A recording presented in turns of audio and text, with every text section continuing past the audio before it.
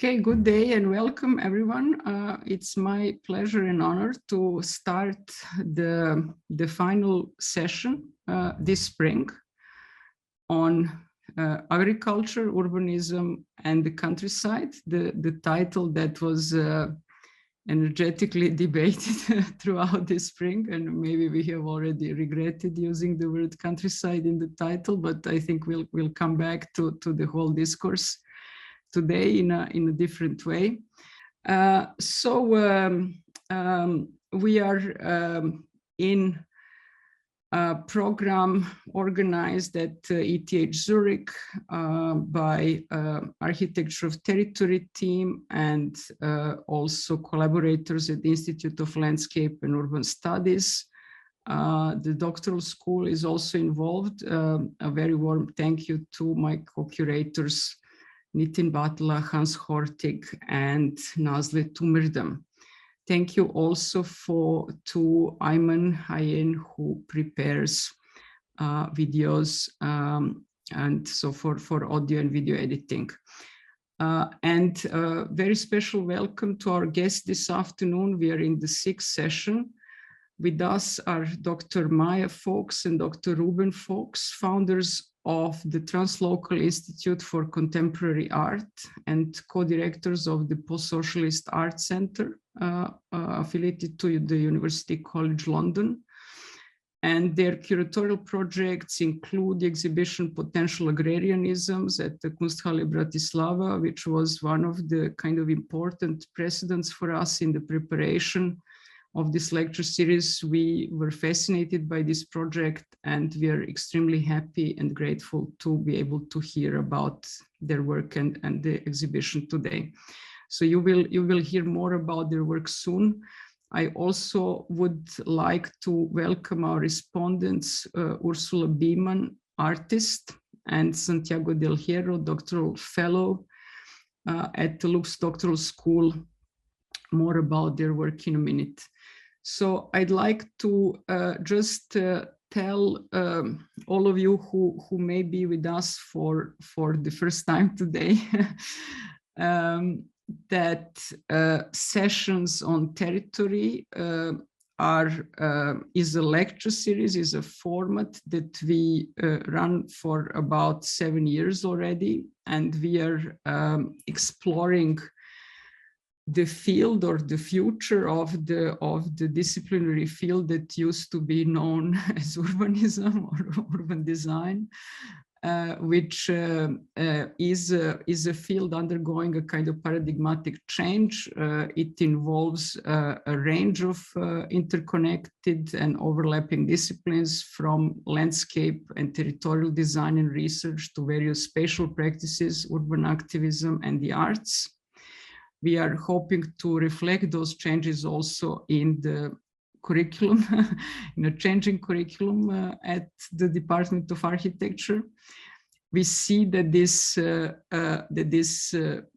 discipline, this investigation encompasses extended geography in the future, which involves a broadening of perspective from simply cities and the built environment. That was the meaning of urbanism in a kind of a modernist paradigm. We are today talking about wider territories, including operationalized landscapes, extractive hinterlands, the so-called rural landscapes, the land, and so on. So there is even a kind of a planetary ambition involved.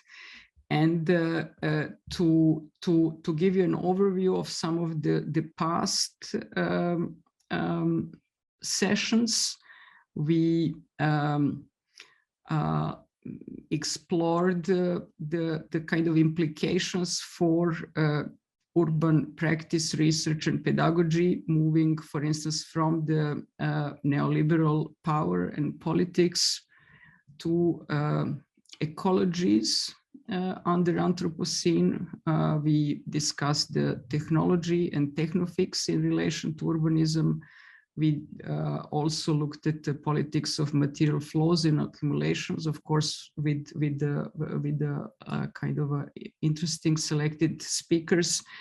And today we are, or in this spring, we are looking at agriculture with the idea or wish to show that agriculture, that urban-rural divide is in a way real, but it should be closed in one way or the other. It should be a bifurcation that we should try to close. We want to show how vital agriculture is to urban debate today. And in this vein, we foregrounded the theme of critical agrarian questions under 21st century urbanization, and foregrounded a few questions, a few themes. Some of those issues that you've been listening to this spring include, for example, efforts to deindustrialize and decolonize agriculture. For instance, you've heard about such efforts in the work of Sakia last week, sorry. Then, of course, we debated the use of technology in agriculture. Can technology be more ethical? Can it provide for a more meaningful work in agriculture? Can it support biodiversity? That was, for instance, the talk by Lenora Ditzler. We debated alternatives to global food regimes. There was, for instance, an interesting talk by Raj Patel in the beginning of the lecture series. And finally, we argue for relationships of care and reciprocity with the soil and the living world, and move kind of past intensive industrial models. And you can, for instance, remember a session a couple of weeks ago with Christopher Roth that was dedicated to the work and writings of John Berger related to his decades in Cancy village in France, close to Geneva. So we are extremely happy. I think it was a fabulous lecture series so far, actually. So we're really delighted to have you with us. And I would ask my colleague and co-curator Nazlı to tell a little bit more about the session today. Yes, a wonderful lecture series, I would agree. So once again, welcome everyone to the 6th installment of the sessions on territory. And I will start by introducing our respondents with whom we will have a discussion after the lecture. So our first guest, Santiago del Hierro, is an Ecuadorian architect and researcher based in The Hague and Zurich. Since 2008, his work has focused on the geopolitics of the Andean Amazon. And as a doctoral fellow at ETH Zurich, he is currently researching the potential connections between intercultural higher education and forest conservation. Santiago also holds a master's in architecture from Yale University, where he attended as a Fulbright scholar. He was also a design researcher at the Jan van Eyck Academy and taught at Pontificia Universitat Católica del Ecuador, where he developed and coordinated the Urban and Territorial Design Master's Program. And as many of you might know, our second guest today, Ursula Biemann, is an artist, writer, and video essayist based in Zurich. Her artistic practice is strongly research-oriented and involves fieldwork from the Arctic to the rainforest in Amazonia, where she investigates the political ecologies of forest, oil, ice, and water. Her practice spans a range of media, including experimental video, interview, text, photography, cartography, and materials converging into installations which are exhibited worldwide and thus interviews vast cinematic landscapes with documentary footage, sci-fi poetry, and academic findings to narrate the changing planetary reality. And now I would like to introduce our speakers, Maja and Reuben Fowkes. Both are art historians and curators, and also the co-directors of the Post-Socialist Art Center at the Institute of Advanced Studies, University College London, which is a collaborative research initiative dedicated to the study of Central and East European art and visual culture in the period from the mid-20th century to the present day. Together, they have also co-founded the Translocal Institute for Contemporary Art, a platform for transnational research into East European art and ecology that operates across disciplinary boundaries of art history, contemporary art, and ecological thought. Maja and Reuben's publications include Art and Climate Change, published in 2020, Central and Eastern European Art since 1950, published in 2020, both by Thames and Hudson, and the edited book, which we also had our recommended reading from, Ilona Nemeth, Eastern Sugar, published in 2021 by Sternberg Press. Their curatorial projects include the exhibitions Colliding Epistemes at Beaux-Arts Brussels 2020 and Potential Agrarianisms at Kunsthalle Bratislava from 2021, which is also the subject of today's talk. Both have authored numerous book chapters, journal articles, and catalog texts, contributed to contemporary art magazines, and also were keynote speakers at conferences and art events. On behalf of our team, I can say that we are looking very much forward to their talk entitled Potential Agrarianisms, Pluralised Histories and Reparative Futures, in which I believe we will be receiving some answers to the agrarian questions we were wondering about. And of course, the discussion we will later have with our guests and participants. Now I'm leaving the floor to Maja and Reuben. Thanks.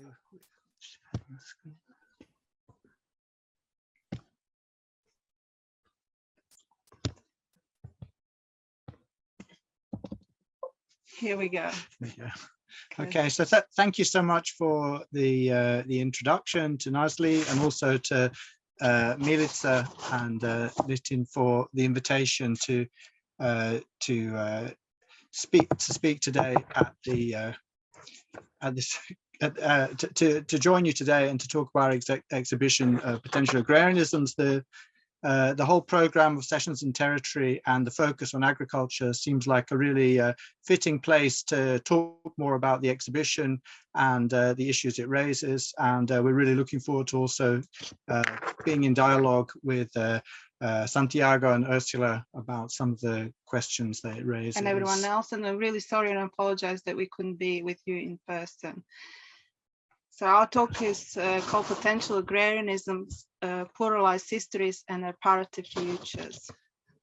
In light of recent media speculation about a looming food crisis, here is a drawing by Hungarian artist Tamás Kosás, which offers some practical suggestions on how to deal with conditions of scarcity and collapse. It belongs to a series of graphic works which he considers as visual aids that give practical advice for survival and self-sufficiency in times of crisis. So here is his suggestion of what to do with golf courses, the ultimate symbol of capitalist entitlement. So the empty lots between housing estates are also ripe for the planting of fruit trees in his vision. And he also points to the overlooked histories of peasant revolts, whose revolutionary role throughout the centuries has been neglected in favor of the revolutionary agency of the industrial working class, especially in countries that were under socialist systems.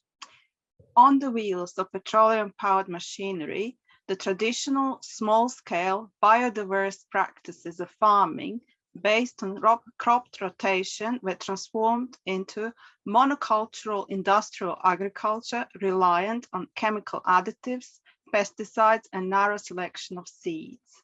The intensification of agriculture advanced at the onset of Cold War, with the Soviet side introducing the model of cultivation based on the collectivization of small holdings and the plowing up of the Eurasian steppes, while the United States exported the program of the Green Revolution as an antidote to the spread of communism in the global South. Promising a new age of abundance, the Green Revolution's patented recipe of cash crop monoculture ended up dramatically impoverishing and polluting the soil and aquifers.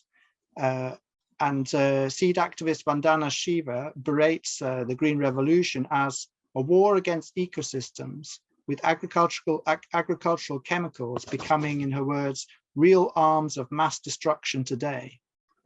A new frontier was then opened up by genetic modification, enabling the deployment of ever stronger pesticides, while so-called terminator seeds made farmers inextricably dependent on agribusiness. The beginnings of the industrial system have been traced to the era of colonialism, where relations between humans, plants, and capital were violently transformed. Then this moment in history also could be said to mark the onset of the plantation of sea. Intensive monoculture farming has depleted the natural vitality of living soil, corroded rural communities, had a detrimental impact on biodiversity, and made global food systems critically vulnerable to climate disruption. The damage caused by actual financialization of earth came to the fore in Cooking Sections project called For the Rights of the Soil Not to be Exhausted, from the Klimawar series, a body of work that poses the question, how do we eat as humans change climate? The artist investigated the entangled histories and contemporary stakes in exploitation of Chernozem from the Ukrainian steppe, the uniquely fertile black soil that has made the country so-called universal breadbasket, but which is continuously, as the artists say, stripped away and sold in international markets. So, as you can see in the slide, a display of propaganda photos and soil-related artifacts was exhibited by the artists in a cellar in a market in Kiev, which served as a mortuary during the terror famine of the 1930s, that saw millions of Ukrainians perish as a result of Soviet grain requisitioning. Intending their project to engender conversations across political and environmental domains, the artists brought up and discussed such issues as soil reserves, biodiversity in the steppe, and the adaptability of grain to the northward shift of climatic zones. They also initiated a collaboration with lawyers to draft a document to legally enshrine the defense of soil fertility against the extractivist strategies of predatory capital. The expanses of monoculture, the effects of climate change on the soil, and the reparative protocols devised by artists in multitude of geographies are discussed in our book, which was already mentioned, on art and climate change, which actually just came out this month. And we wrote it during the lockdown, and it is very much a project or writing project which also informed the exhibition Potential Agrarianisms.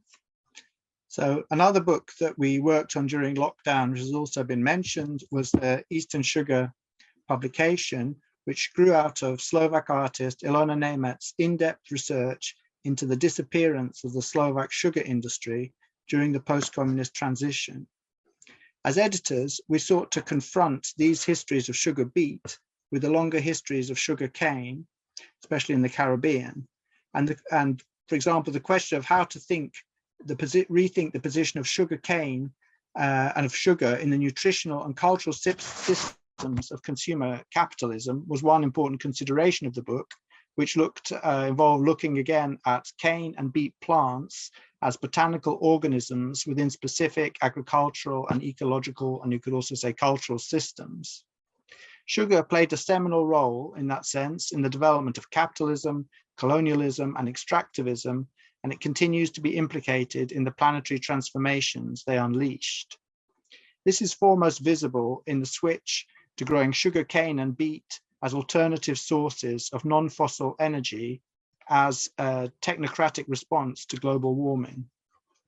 So a hotter, drier, more extreme climate is also testing the limits of the chemical model of monocultural agriculture that was pioneered in the plantation scene on Caribbean cane fields, and which is also, this climate dynamic is also driving scientific and artistic exploration of sugar beet and also its hardy ancestor, wild sea beet, which could be seen as an example of an organically integrated and resilient form of agrarianism.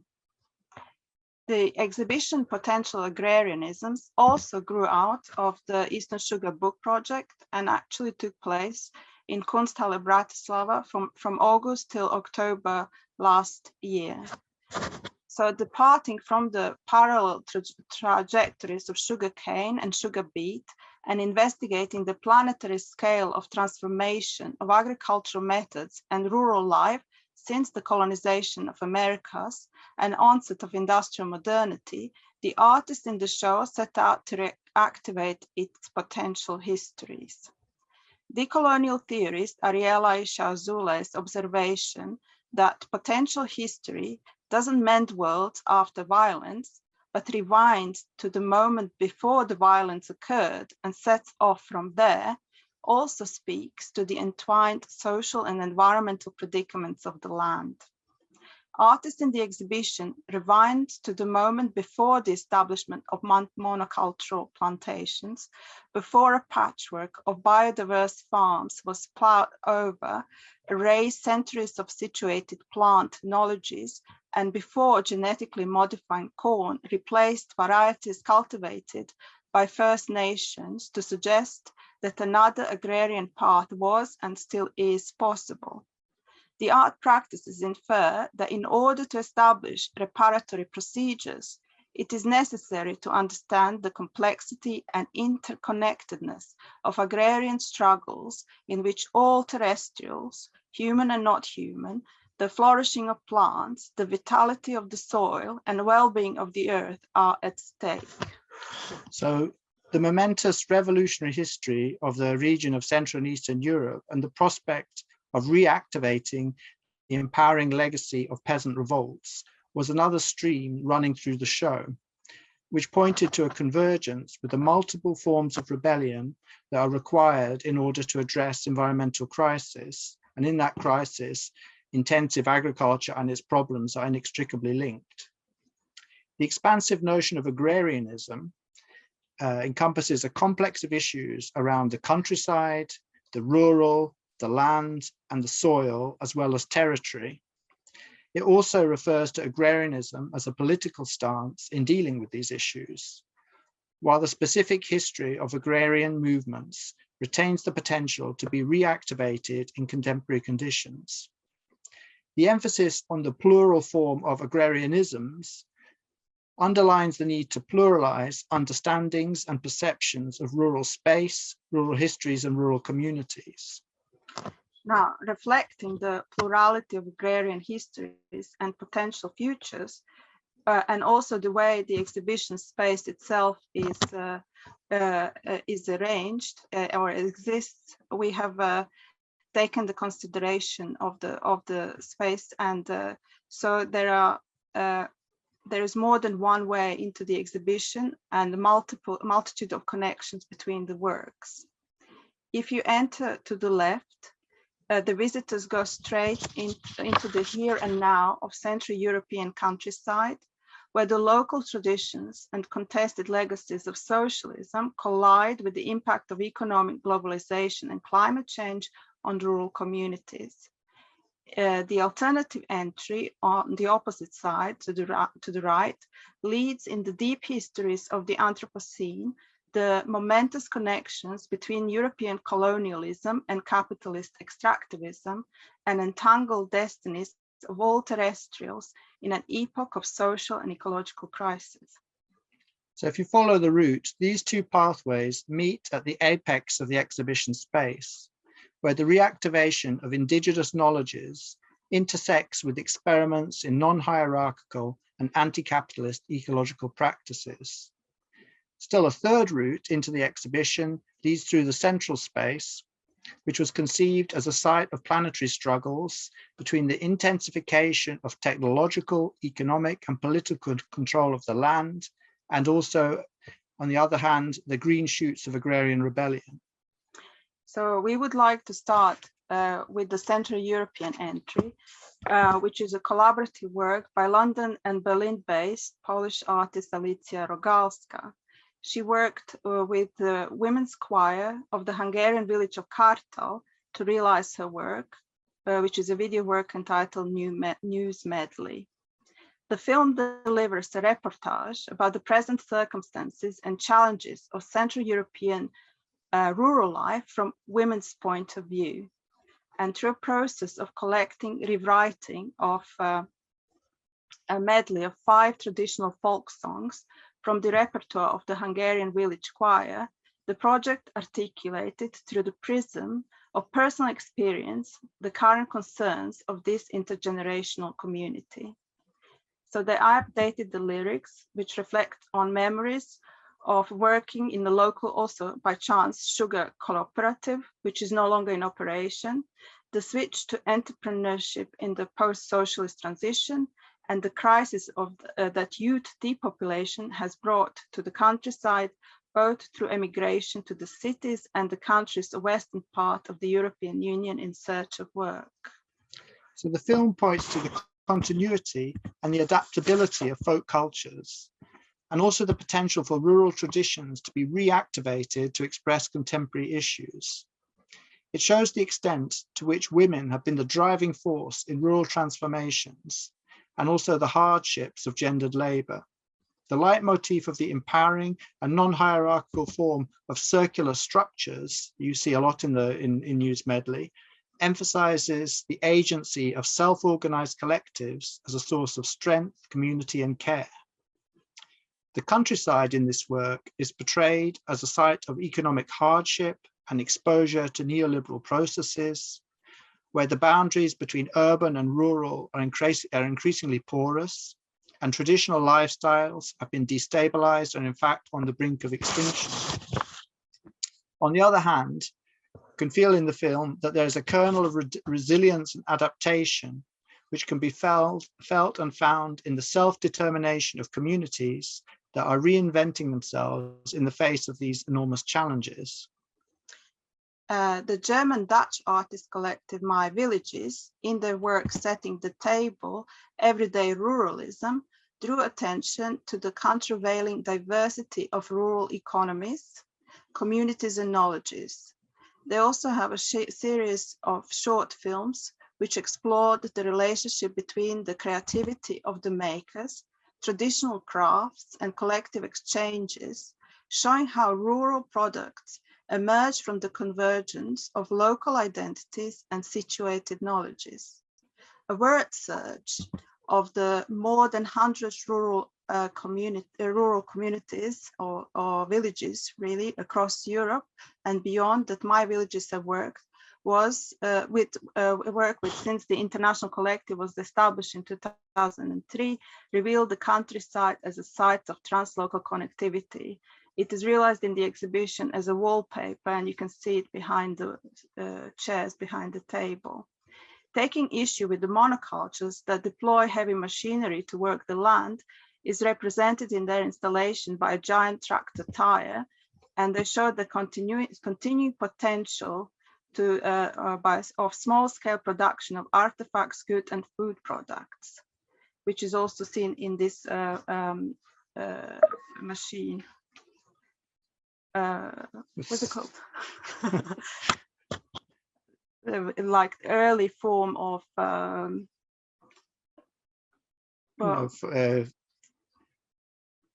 can't think what that's called now. You know, there's machines in where you put in money and get food out or other objects, and so they put local products. So they sourced local products from the local vicinity, and they're also available for sale from this machine. Someone's doing this. Slot machines, maybe. Of course. Yeah. Maybe. Okay. So inviting further collaboration, The table was set for social transactions to assess the value of rural cultures in urban-dominated art worlds, explore the commons as an alternative economic system, and come to terms with the challenges that climate change poses to agricultural production. So instead of romanticizing the rural, My Villages proposed a complex vision of the countryside as a space for cultural experimentation, social creativity, and also ecological practice. They presented a pluralized and transnational vision of the countryside as a site of cultural exchange and transformation that challenges assumptions about the prevalence and inevitability of monocultures. Countering the view that creativity is bound to urban centers, they show how through working the land, by creating alternative economic circuits, and also through this hands-on approach to craft and making, that the rural is, behind the scenes, a flourishing and dynamic place for creative expression. And we come to Ilona Nemet's Eastern Sugar Project, which began by investigating the circumstances around the closure of sugar factory in her hometown of Dunajska Sreda in Slovakia, an enterprise that employed many in the sugar beet cultivation and had been a center of community life revolving around annual sugar campaigns. The artist removed the Eastern Sugar sign from these derelict offices at the entrance to the former factory to reveal its socialist era name of Juhosukar, meaning southern sugar, which referred to the geographical location of the factory in the south of Slovakia. Now, drawing attention to the erasure of the factory's identity in the post-communist period, the artist peeled back not just the hidden history of what had previously been the country's largest sugar processing plant, but also the turbulent fate during the neoliberal transition from its takeover by multinationals to its brutal dismantling in 2007.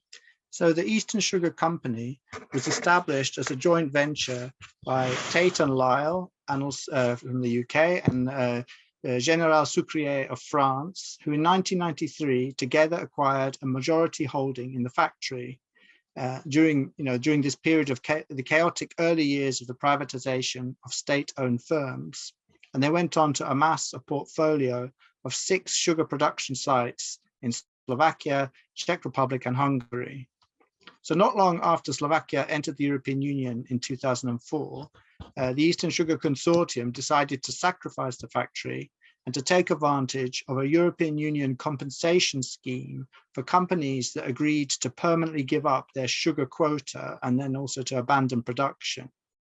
And actually this pattern was repeated for all the Eastern Sugar companies around the same years of 2007, 2008.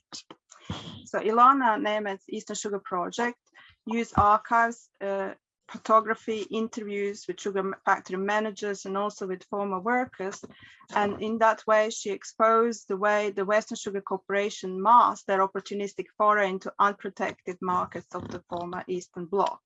She documented all the factories that have ceased their production, and the hollowed out spaces of the relic Shukta factory registered the social impact of post-communist deindustrialization and post-2008 globalized austerity that broke the generational promise of the transition from socialism to capitalism.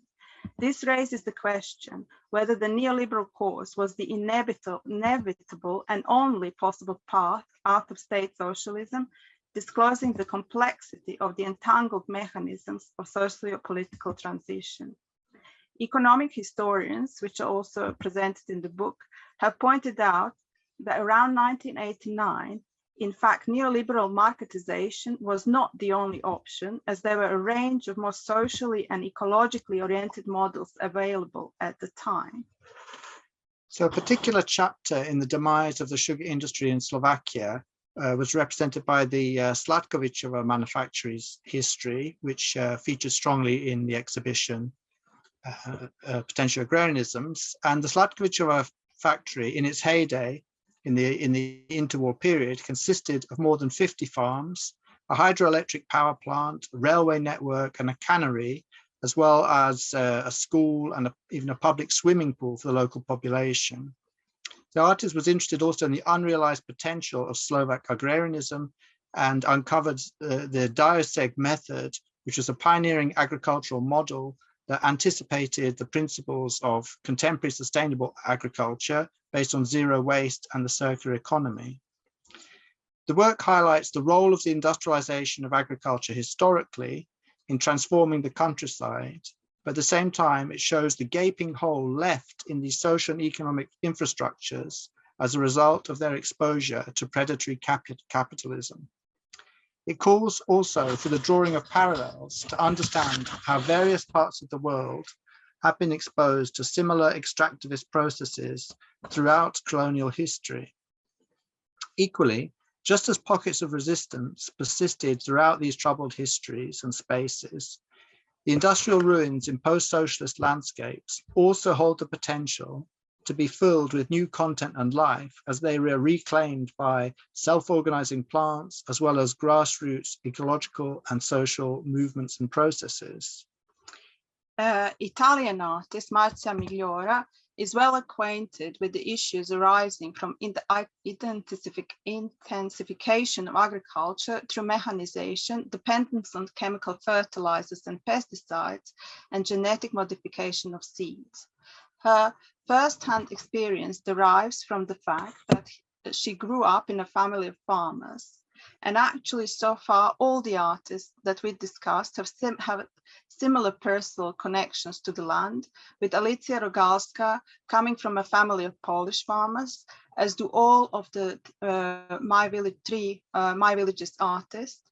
And also Ilona Nemeth has a family background related to agriculture. So Migliora's series of collages, Paradoxes of Plenty, they investigate food production under global capitalism and also its weighty footprint on people, animals, and the planet, resulting in topsoil depletion, pollution, and, as the artist said, the complete transformation of products of the land that we consume and the quality of life of those who cultivate the land, including my own family.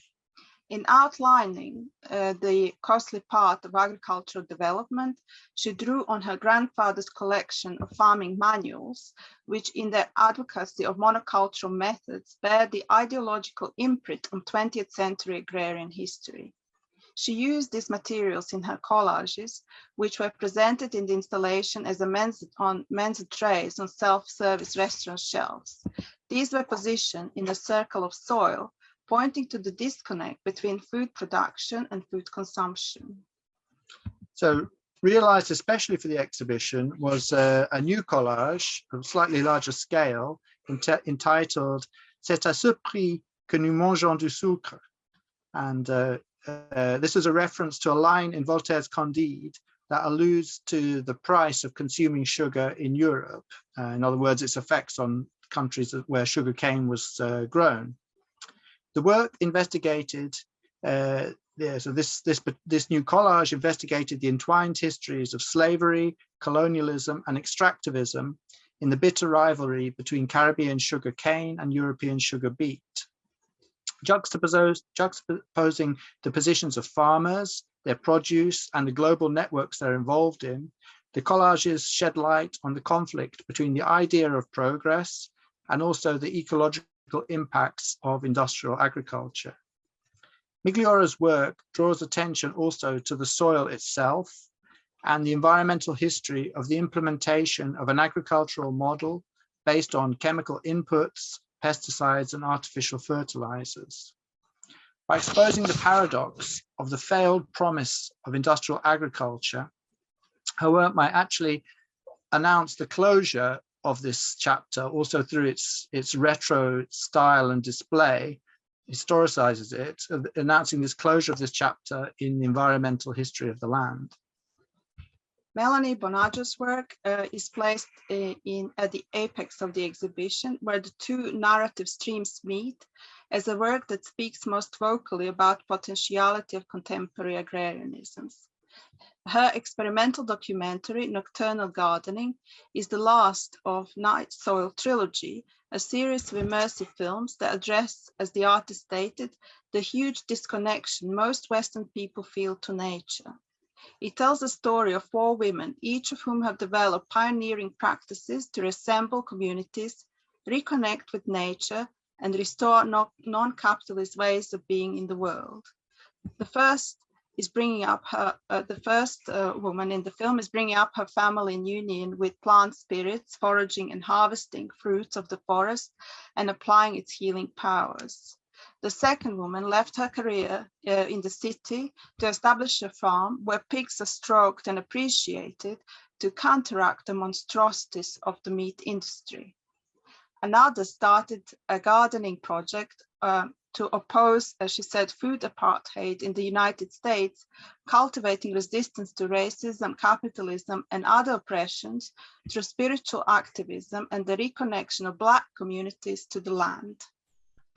Finally, a Navajo woman voices an indigenous position in which plants, horses, clouds, and trees are all understood as relatives of the earth, extending the invitation also to anyone who thinks that life is sacred to join the indigenous renaissance.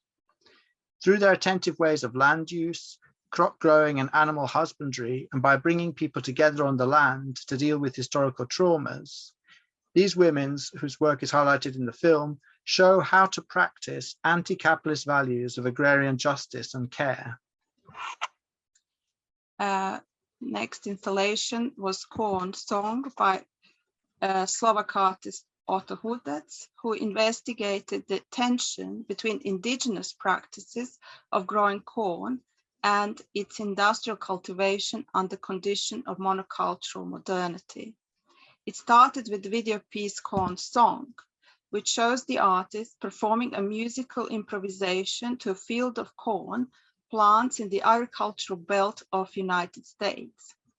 While the Native American tradition of interspecies care and understanding towards the plant world was expressed through the practice of singing to the corn to help it grow, by playing music to a field of genetically modified corn, Hudec drew attention to the mechanistic and unfeeling attitudes towards vegetal life that modern industrial agriculture implies.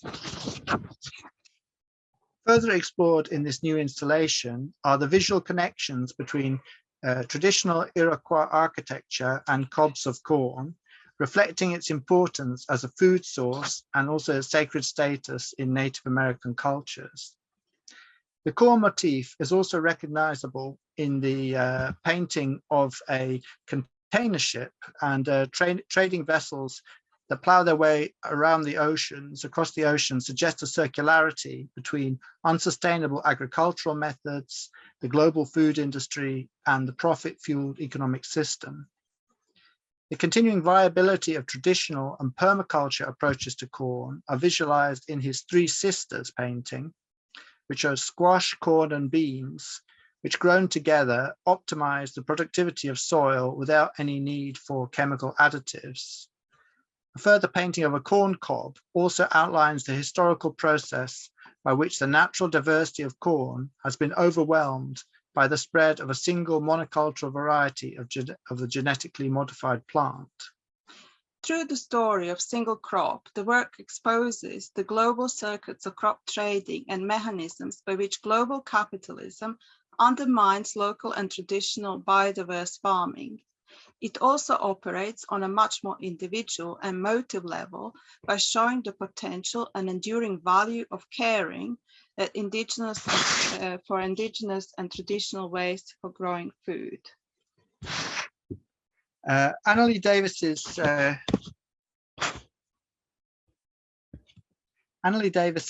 native Barbados was Britain's first sugar island, and it was once the wealthiest colony in the English Americas. And this is where Britain perfected its colonial machinery via the plantation system, which contributed to the modernization of Britain on the back of the transatlantic slave trade and its profitable sugar industry. To realize her new work, A Walker's Diary, an effort at disalienation, Annalie Davis walked in the fields behind her studio, which is on a family farm, which is also a former sugarcane plantation dating back to the 17th century. And what you can see in the background here are the topographical contours of the area around the farm. Her findings from regular walks on land which are steeped in brutal histories are recorded in accounting ledgers that she salvaged from a nearby abandoned sugar factory. Appropriating their surfaces and countering their economic rationale, this personal diary of reconnections with the land holds the potential for the emergence of counternologies. Her photographic series, Sweeping the Fields, documents performative gestures to remember and cleanse the land from its violent past and the ecological damage caused by monocultural farming of sugar that devastated the biodiversity of the Caribbean island. The wild botanicals, which are repopulating the fields, point to the possibilities of post-plantation ecological resurgence. This shows the resilience of natural processes that after the retreat of oppressive structures are able to reclaim and reactivate the biodiversity of the land and point to the potential partnership between a more cultural working through historical traumas and ecological processes of restoration and rewilding. So Uriel Orlov's installation Soil Affinities traced lines and networks of terrestrial connection between plants and peoples across different geographies and temporalities.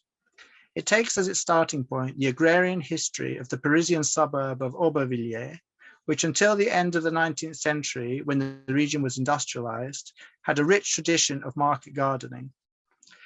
Noting that the decline of food production in the area coincided with the development of colonial agriculture in Africa, the artist set out to research the connections between post-colonial history and the assisted migration of plants. This included the founding of a colonial test garden in the Bois de Vincennes in Paris by the French authorities as a hub for the transplantation of plant species between the Americas, France, and West Africa. The experimental cultivation of European staples such as tomatoes, peppers, green beans, onions, and cabbage for the French settler population paved the way for the wholesale reorientation of Senegalese agriculture to serve European markets in the era of globalization. Consisting of video, photography, and various documents gathered in France and Senegal, the installation was structured in a horizontal, non-linear manner to allow human and vegetal histories of intercontinental mobility to intersect and cross-fertilize. The work speaks about how globalization of plants was embedded in the colonial project, but also how once transferred to new localities, vegetal life took its own path, leading to unpredictable outcomes that are inextricably linked with human histories. So the vision of creating an artificial sea in the middle of the Sahara, as artist Ferenc Grof explains, actually dates to the late 19th century and was fueled by the French colonial imagination, which developed geoengineering plans to turn the inhospitable desert into, again, the bread basket of the Maghreb. The installation Sea of Sahara, which he realized in collaboration with Jean-Baptiste Naudi, excavates the prehistory of contemporary terraforming schemes to redesign and reorganize the planet on a massive scale, leaving no place on Earth free from technocratic control, even if that entails domesticating the desert. Archaeological records reveal, however, that the Sahara was not always so dry, with lost riverbeds and lakes, evidence of a Neolithic wet period when the Sahara was actually a fertile savanna region. The representation of the sower references the productivist ethos of colonial modernity, which sought to dominate the land for profit, power, and the nation, engendering the unfolding of ecological crisis. The threat of the desertification of the world's fertile land posed by climate change cast such geoengineering efforts in a new light, with altering meteorological realities represented in infographics depicting the uncontrollable reactions of sun, air, land, and water on a heating planet. The work brings together the histories of terraforming, the contemporary technocratic imaginary of the so-called good Anthropocene, and the deep histories of planetary transformation. So now we're moving to the large central exhibition space, which was conceived as a site of struggle, with a juxtaposition of three works that speak from the perspective of the soil, that of farmers, and of resistance to high-tech agriculture. The title of Annetta Monachisa's work, 1R, references a base unit for the delimitation of territory, which since ancient times has solidified land ownership and cultivation in Europe. It was in fact the Romans who systematized the demarcation of land into hundreds or centuries as a method to divide and allocate conquered lands, forming a rigid structure of rectangular grids to facilitate the administration of property and also the collection of taxes. The size and the shape of the work, in which 1 R of land is translated into a 100 square meter sculpture, recalls the processes of carving up territory to turn land into capital and the related problems of soil governance, the enclosure of the commons, and the mechanisms of colonization. By taking a concrete cast of a field and exhibiting it in inverted form, the work displays the undulation of the land, drawing attention to the materiality of the soil as a result of tiling, cracking, and erosion, while revealing the imprint led by agricultural work in the markings and interventions in the ground. By choosing concrete, the epitome of the Anthropocene age, as the material for her cast, the artist alludes also to the concreting over of the land through the relentless expansion of industrial commercial infrastructures. The work shows how the marking of territory is inseparably linked to the early forms of colonial expansion, and also draws attention to the fact that global expansion of colonial model of domination had its origin in the spread of imperial structures of territorial control on the European continent. The monumental scale of Prabhakar Pachputi's mural, The Song for an Assembly 2, which was realized with charcoal and acrylic on the walls of the Kunsthalle, corresponds to the enormity of the agrarian and ecological crisis unfolding in India and across the global south. The mural depicts a barren and exhausted, deforested and denatured landscape populated by suffering communities and also mythological figures situated around an erupting volcano. The artist expressed solidarity with the millions of farmers who have taken to the streets to protest against legal and economic changes that they fear will leave them defenseless against the takeover of their land by agricultural corporations, deepening the social problems of landlessness and impoverishment in the countryside.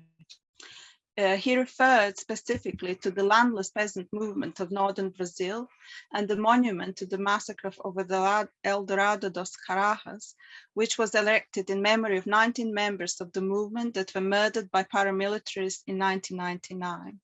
The monument was a collective work and consisted of burnt Brazilian nut trees, and today is also a site of activist education. The artist set out to make connection with recent agrarian protest movement in India itself, with which he was deeply involved as well, and in particular to Kishan Long March in Maharashtra of 2018, which was joined by more than 50,000 farmers in protest against oppression in the Indian countryside. The volcanic form of the mound has for the artist a symbolic meaning of hope and possible revolution or change, while the siren, drone, and the golden mountain are characters that follow the protest bodies and create a dramatic atmosphere. The work points to the inevitability of the rebellion of exploited rural communities in this group of advancing with raised fists, but also of the rebellion of the natural world in face of the ravages of industrial agriculture and the effects of anthropogenic climate change. It's upon the outcome of the revolt of this terrestrial assembly, taking the form of a revival of traditional seed knowledge and a rejection of chemical input-based agriculture in favor of care for the soil, that the future of life on Earth now arguably depends. And finally, Gerard Ortin's work, Agrologistics, is the last of a trilogy of his films investigating the redefinition of the modes of production, distribution, and consumption of food in an era of accelerating environmental transformation. Focusing on the hyper-optimization of food production and deployment of imagining technologies in futuristic greenhouses, the artist critically analyzes techno-scientific solutions that mobilizes plants, people, and robots as interchangeable elements in agricultural operations. The production of images through surveillance technologies is revealed as an integral to the functioning of the global food sector, while also opening up the possibility of generating a counter-imagery that makes visible its opaque infrastructures and mechanisms. In the film, just such a counter-narrative emerges, one with the potential to disrupt the smoothly functioning agroeconomic system, and arrives after dark in the form of non-human actors whose fictionalizing presence break the technological spell that rules the denatured setting of the greenhouse. There are also echoes here of George Orwell's Animal Farm, whose non-human protagonists appear today as much more than allegories for the totalitarian condition. Anticipating that rebellion will come, the farmyard animals in the book nevertheless wonder, will there still be sugar after the rebellion? Revealing the tension between existential anxiety about the imminent future and readiness to take action to bring about change. Filming in the Dutch greenhouses, the artist realized that domestic animals were also being kept at the farm for ornamental purposes, with no other function than to capture this traditional, timeless image of farming for visitors. However, he also managed to record animals freely roaming at night through abandoned greenhouses, prompting him to speculate about what would happen if animals took control. The exhibition explored strategies to diversify agriculture and pluralize its histories, recovering suppressed peasant past and activating their unrealized possibilities, destabilizing urban-rural dichotomies, repairing the disconnect with the natural world, and restoring caring and reciprocal relations to the soil and plants that nourish us. Uncovering its origins in colonial plantations and embeddedness in the operations of extractive capitalism, the exhibition investigated alternatives to the globalized system of industrial agriculture with its patent formula of chemical additives, noxious pesticides, and genetically modified seeds, vigorously cultivated with fossil fuel machinery. The rediscovery and reimagining of attentive relations to the land challenges the relentless expansion of intensive farming, which promised a new age of abundance, but by depleting the natural vitality of the soil, endangering biodiversity, and contributing to climate change, now undermines its own aims. Drawing on feminist, post-socialist, Black, Indigenous, and beyond human perspectives, the artist in the exhibition proposed reparative and future-oriented land reforms for a just social and ecological transition. Thank you. Just go back. Oh, yeah. Oh, yeah. So we will just, as the end, as just for the last slides, we want to show you as a postscript. As a postscript, we wanted to show you what it meant curating exhibition in lockdown and online, and how some of the behind the scenes developments.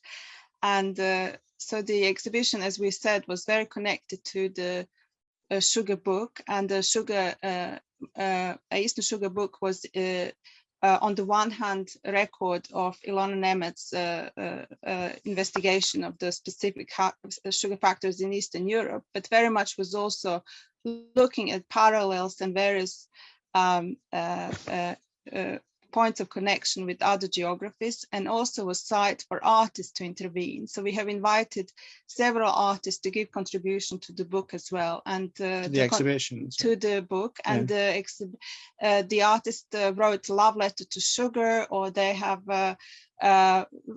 brought in the Cuba as a socialist country in the Caribbean and various other aspects. And the idea was that we would also invite these artists to realize the works which were in the book for the exhibition.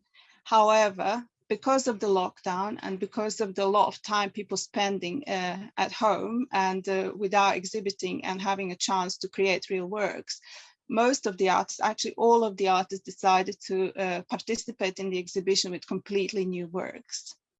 And so the exhibition had a completely different outcome, but we also have invited several other artists to do the contribution to the exhibition, regardless of the book. So it's, you know, casting your mind back to that period, especially like the spring and early summer of last year. It was still very much a time of the pandemic and also in different geographies. And there was absolutely no way that Prabhakar Pachpute would be able to travel to realize his huge mural work. And so we developed, I think, really a quite unusual, innovative form of collaboration through the internet, and with the work of actually doing the painting delegated to a group of artists in Bratislava who followed his instructions very closely.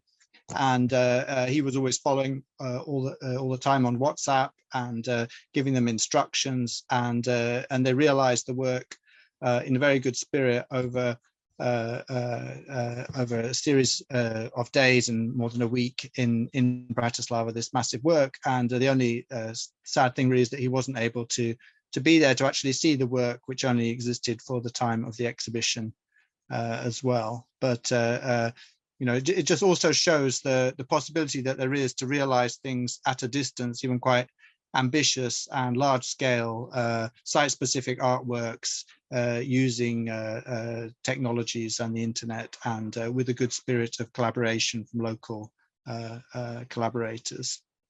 Okay.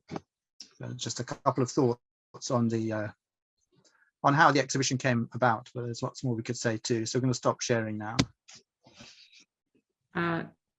Thank you so much, Maja and Reuben, and it was a fabulous talk. We are now in this Zoom moment where we can't properly clap, but I mean, really, thank you so much for that. And I think it's a fabulous kind of a wrap up to the lecture series, and I'm really looking forward now to unpack the conversation, because so many links can be made to other sessions that we had. And Nitin just ordered the book on art and climate change. That's very good, Nitin. Thank you. We will use it. And so I have several questions, but let me start with something that hasn't come up so far in our conversation. So it's a let's say a disciplinary question. I want to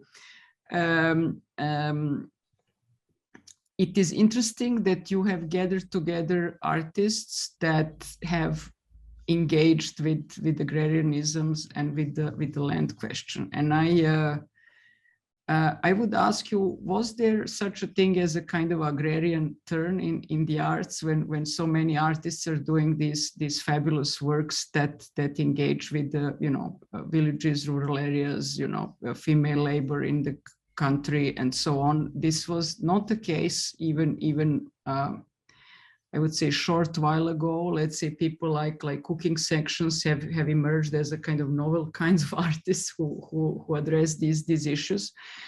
And I also want to link to architecture, you know, because I think we are hoping and would like to somehow you know, promote a different kind of architect that is concerned, or that somehow bridges the urban-rural gap, that to dismantle this kind of let's say 20th century architect who you know who worked with concrete very, very diligently, and even with a kind of almost spiritual obsession, as we know in the Swiss history of modern architecture. So I think agriculture is very novel. We have now on this panel about 20 master students who are doing really, let's say, agrarian designs for the first time in their careers, and they are I think happy, but also on a certain level suffering, let's say, this kind of a pioneering role. So I would like to ask you about that. You know, when did this kind of interest emerge in the art world, and is this a newer generation, or, you know, are these, you know, how would you trace a kind of let's say a history of agrarian art? Well, actually, we're glad that you could see a trend from. Yeah, it's great to hear that the agrarian turn has now spread to architecture. I think there were 12 artists in the exhibition, but we actually wanted to have many more in the show. It's just that we couldn't invite them, and there are many more artists dealing with these questions also covered in the book.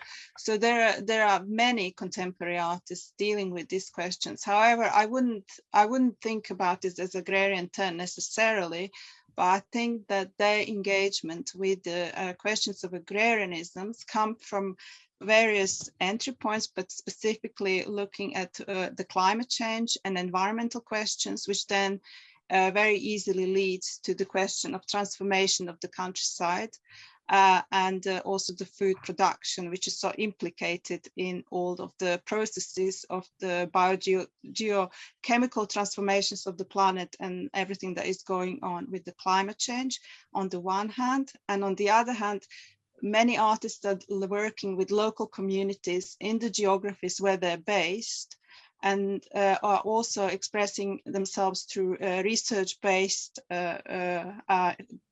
practices, and they're also highlighting the various perspectives that these local communities are approaching the specific questions such as land questions or food production, and they bring out so more indigenous or different perspectives which are important for this question. And I think that, you know, the idea of an agrarian turn also puts the focus on terminology. And in your introduction, you already mentioned that it's some kind of like instability around like a term like urbanism or the countryside, and, you know, is this the right term or not? And I think that that's the demand, the feeling that we need new terms, and that's partly why we went for agrarianism or agrarianisms, which is not that kind of typical word rather than agriculture, is part of this feeling that we need a different term which is bigger and which isn't so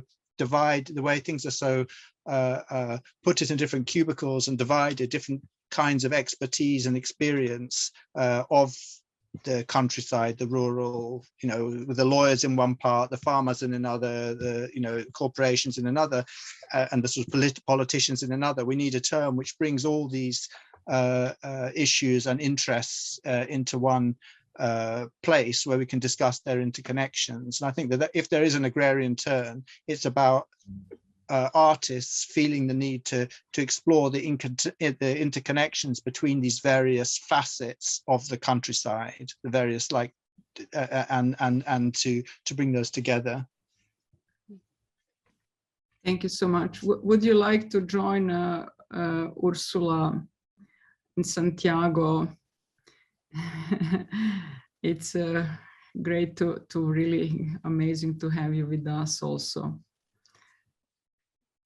Well, thanks so much for this amazing talk. I really love to read up on this whole research on the Eastern sugar as well. It brings together so many important facets and strings of reflection going down to the colonial times and the competition between different natural resources, and really connects these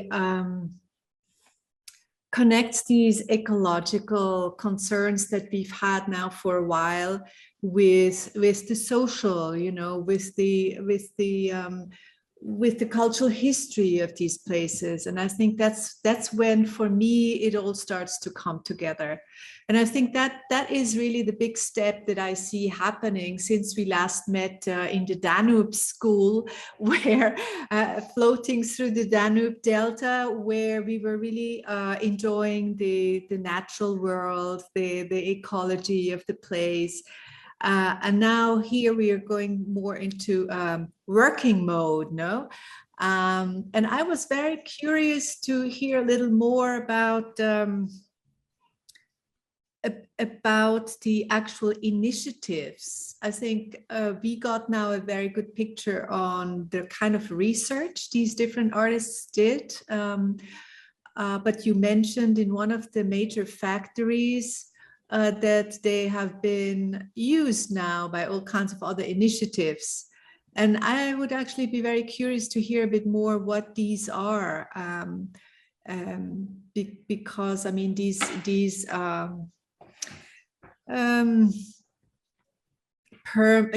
permaculture, it pops up everywhere and so on.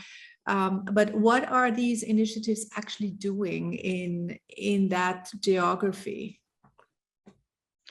I mean, thanks a lot, Ursula, also for reminding us of our trip together, which we could also probably do a whole presentation or more talking about sometime. But it's a good question about what's actually happened to these ruins. I think that's what you're pointing towards, like in the Central European abandoned sugar factories, some of which we shared images of. And one interesting thing is that a lot of abandoned sugar factories, and it's not confined to Slovakia, Hungary, and Czech Republic, has actually happened across Europe, and especially Eastern Europe around that period of the mid-2000s. A lot of these abandoned sugar factories have actually, or several of them, have also become like art spaces, like contemporary art museums. So with that, in Rijeka is one city museum. In Ljubljana, it's a new contemporary art center open in the sugar place. Former sugar factory. But so this is not the rule. No, but Belgrade is still contested. I can tell you that I did an art initiative back in '96 in Belgrade Sugar Factory.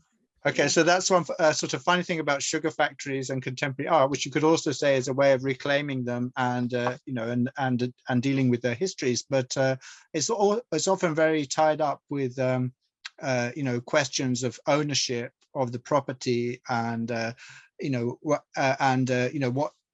very often they're just like abandoned and like owned by the people who privatize them, and it's really about natural processes restarting and taking over the spaces, or they've been sold up and have just been integrated into capitalism, become redeveloped as shopping centers and so on. Although I think that there are a few examples also of organizations, of non-governmental organizations also operating in them and doing projects in them. But I think it's only in a way with the permission of the owners. I mean, I think it's also, it raises the question, what happened to those communities that were working around the factories? And that's something that the Eastern Sugar Project, that Ilona Nemit's original Eastern Sugar Project really delved into, and that was what happened to all these communities when the sugar factory, especially in a small place, a small town or a large village,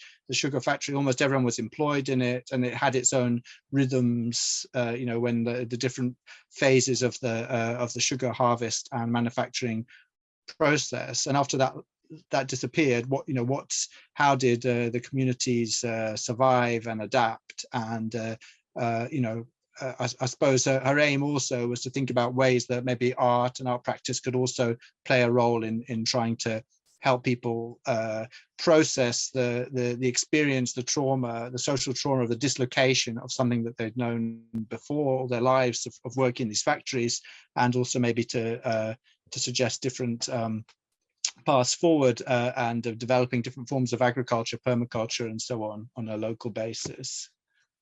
Mm.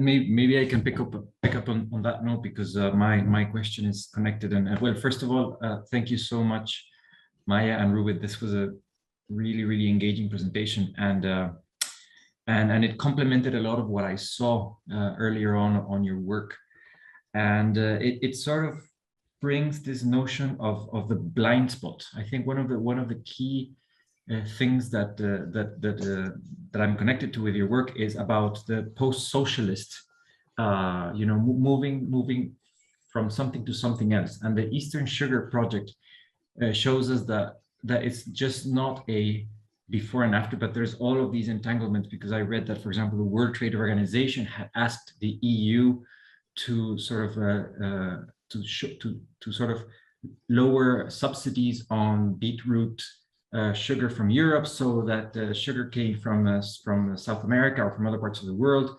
survive. So there's, you know, this thing that as a Southern American, I'm happy that that took place, but that meant that people in Slovakia had to suffer these consequences. So it is not so much of just a binary of, you know, the Eastern sugar factory, but there's the cane sugar factories in other parts of the world that are related to that story.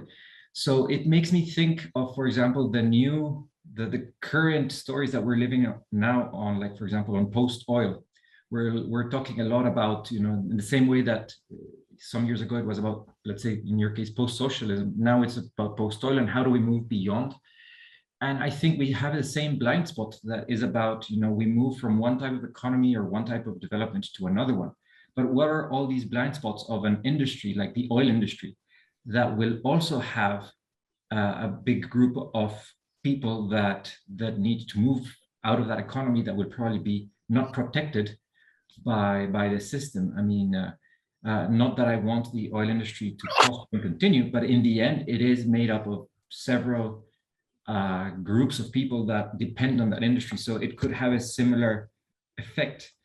And so I'm trying to get to, how do you think art can sort of uncover these blind spots of complexity on when we try to move from one kind of world to the other?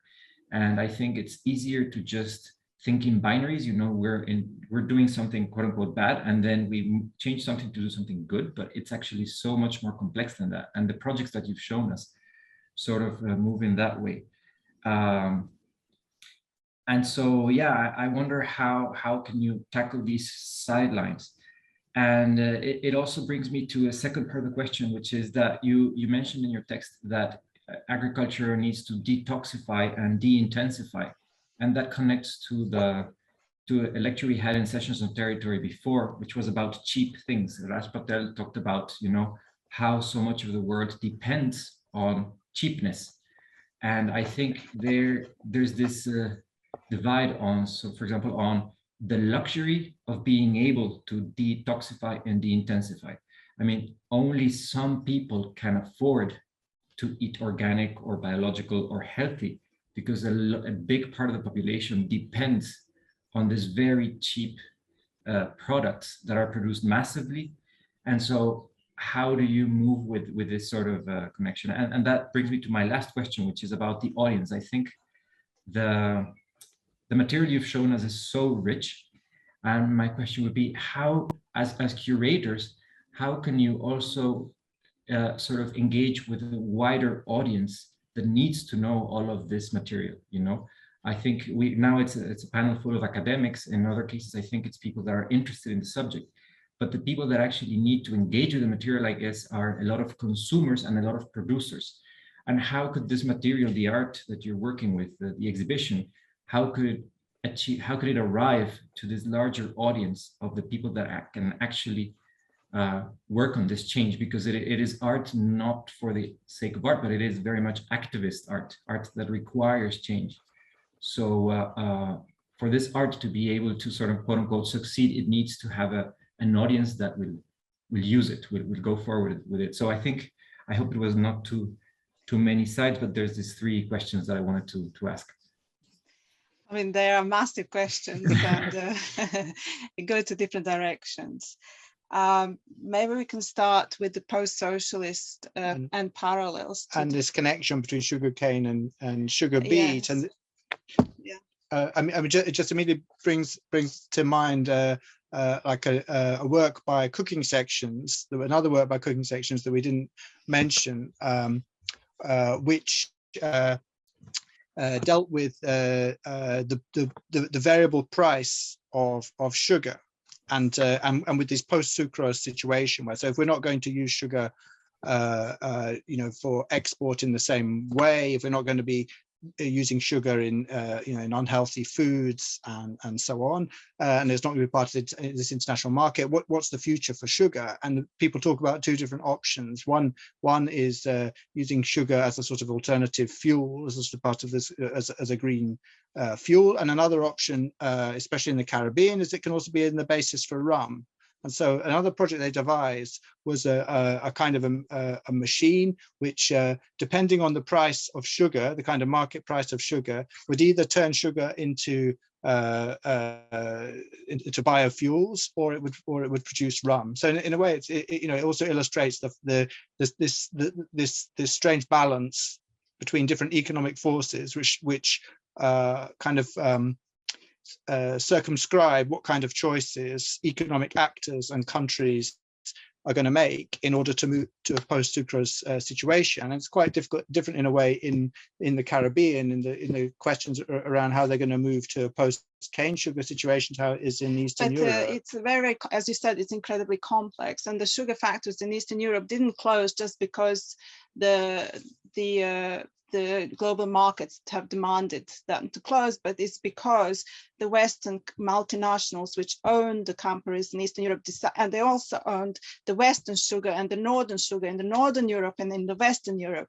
But it's the easiest for them was to close the Eastern sugar factories, because this is where they were very happy to take the subsidies and close them down in the Eastern Europe rather than in the Western ones. So the communities affected in Eastern Europe were the mercy of the Western multinationals who sacrificed them without much thought. And this is where the parallels also rise with other geographies and histories which are exposed to extractive capitalism. And this is why we brought in the capitalist, the post-colonial perspective of the Caribbean, which is such a important parallel for the communities and for the story. And again, the whole thing about whether it's organic or whether it's a GM crop of sugar is also something that is very much placed into these histories. And now the sugar cane of Caribbean is more organic crop, and is more advantageous. It took advantage of the sugar beet. Although traditionally the sugar beet was the one which was more sustainable. So incredible histories that are unveiled through these parallels of the two different types of sugar plant and sugar production. But also is what we are also interested, not just about contemporary situations, but also this historical parallels of the socialist histories. And when we think about socialist history, this is something we're just about to start working on, the socialist Anthropocene in visual arts. And the thinking about the socialist Anthropocene and the transformation it has brought to environment is not just linked to the countries of Eastern Europe and Soviet Union, but actually it calls for the connections with the socialist countries of Africa and Asia, and as well as the Caribbean and left-wing countries of Latin America as well. So this is something we'll be looking in more detail very, very soon.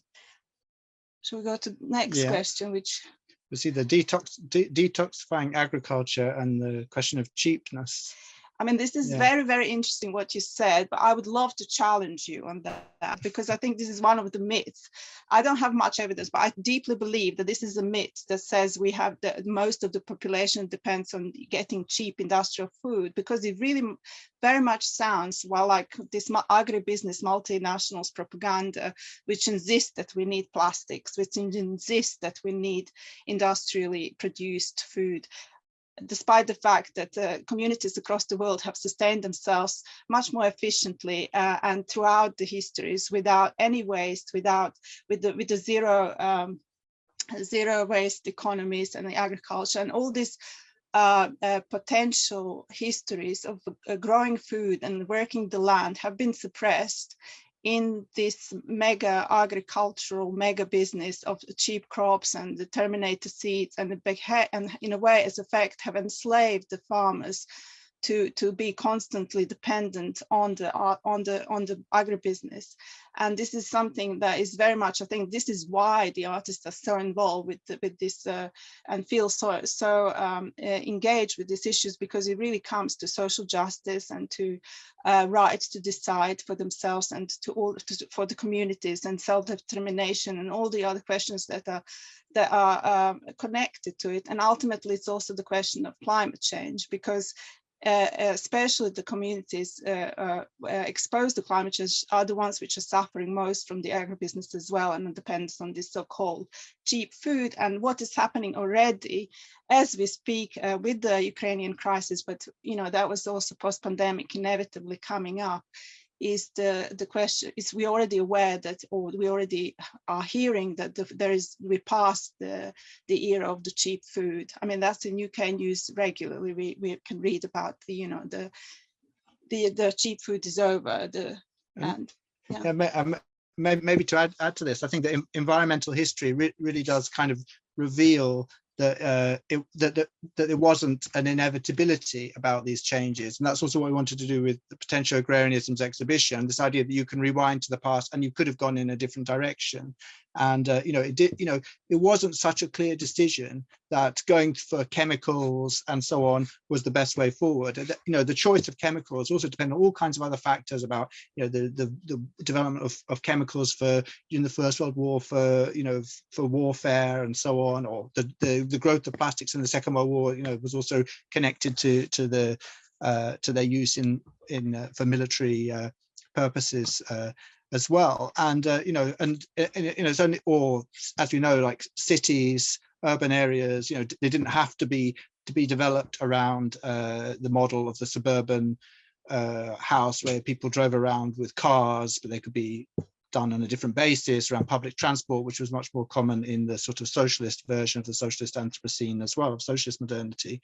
In terms of agriculture, the idea that cheapness was somehow built into the to industrial agriculture ignores the actual costs which are not acknowledged, the sort of invisible costs which are not acknowledged by those big corporations. We're actually getting things for free. They're getting all kinds of things for free. They're polluting the soil. They're using the soil for free and not replenishing it, just exhausting it and so on. So we're not really doing a proper accounting of the actual costs of so-called cheap food unless we take into account all these other effects on the climate and so on. And that was a question on audiences.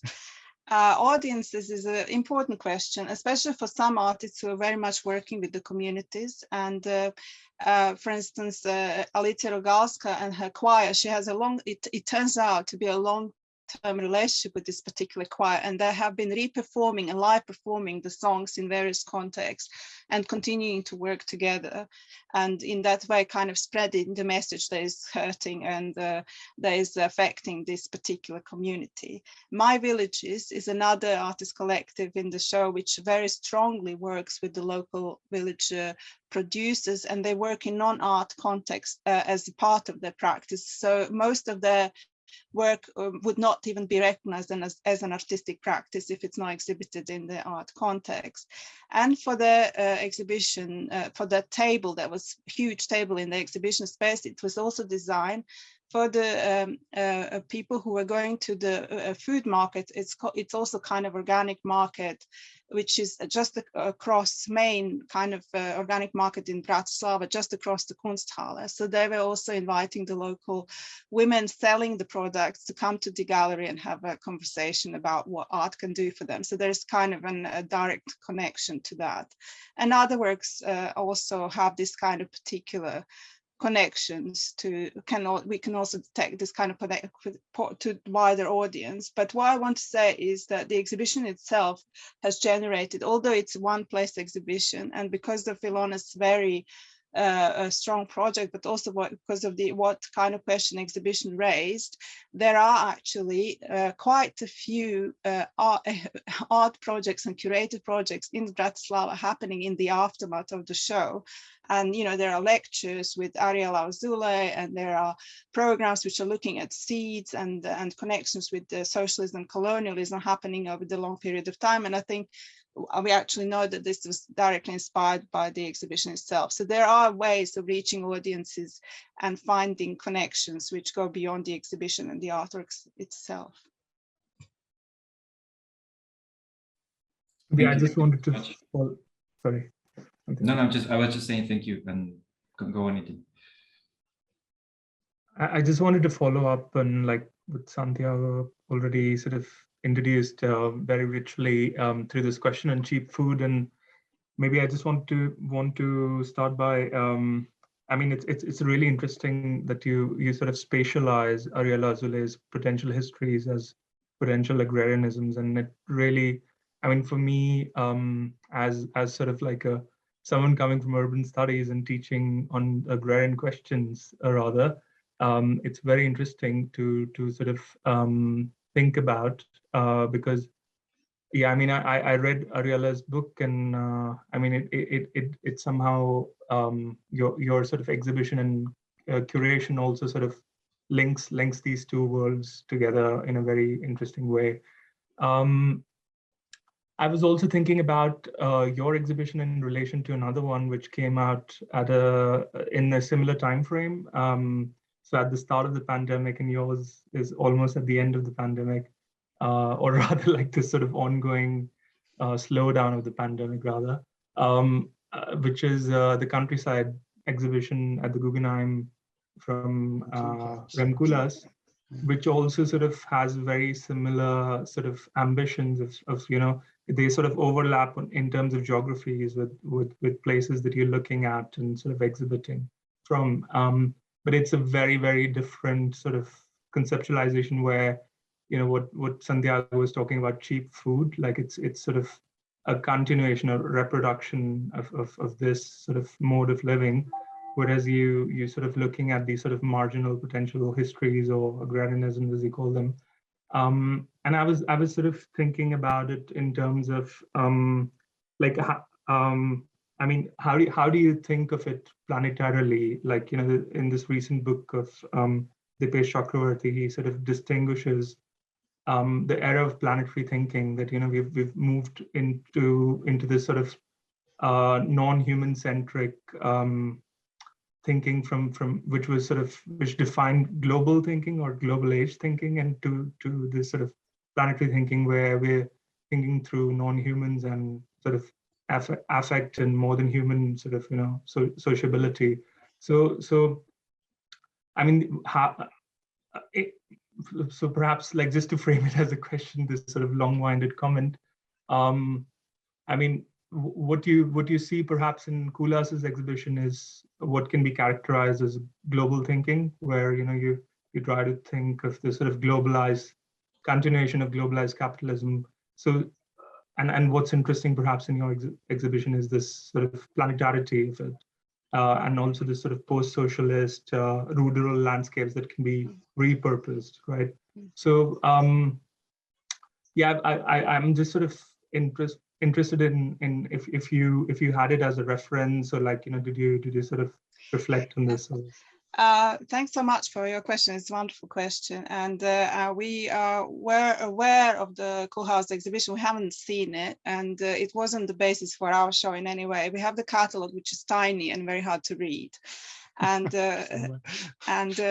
it's true, and but it's we're glad there are some geographies which included, which is not usual, including the kind of thinking about the Stalin plan for transformation of nature, which is the Soviet story of the development of the countryside in the 20th century, which is quite good. But it is true, from what we kind of see is that it's very much from the anthropocentric point of view, and seeing the countryside very much in the anthropocentric terms. And the reason why our project is different is precisely, as you have suggested, is from this understanding that it is very much about understanding of how this transformation to the countryside are affecting not just human communities, but also the plants and animals, and how the humans are actually entangled in these communities, which are more than human communities. And this comes from, as we said, working on a book on climate change, and the artist projects dealing with the questions of climate change,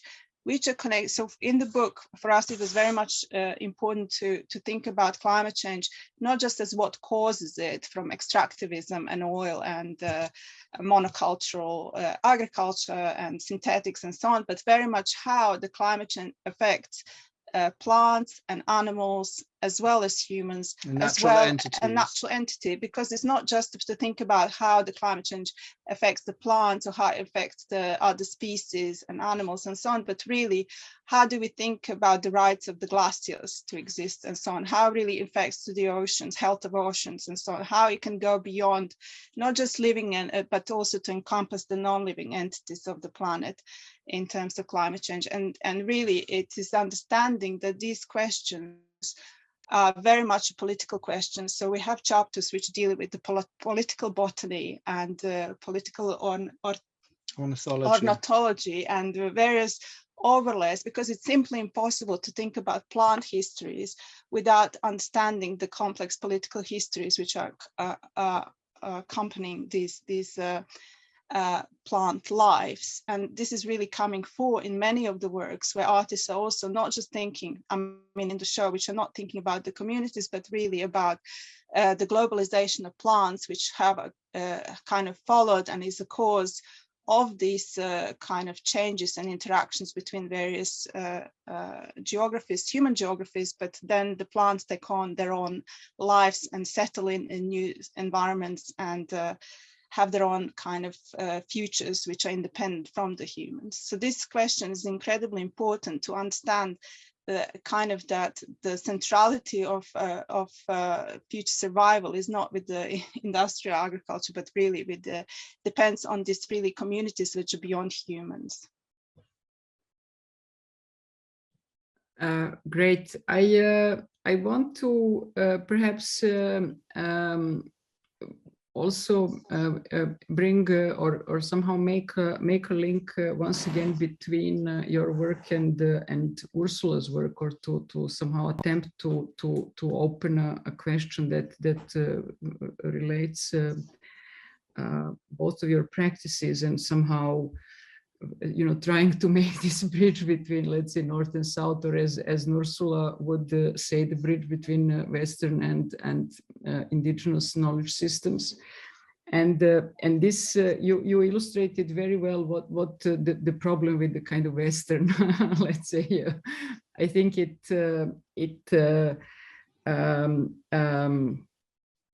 I think the agrarian questions and practices are showing that essentially certain models have been exhausted, and you know, this notion that modern world doesn't have a solution for modern problems, right? So that there is a sort of necessity to under these, let's say, various planetary emergencies to essentially come up with new practices, right? New practices, new knowledges, no? And I think that's where this notion of epistemology and of epistemic differences and of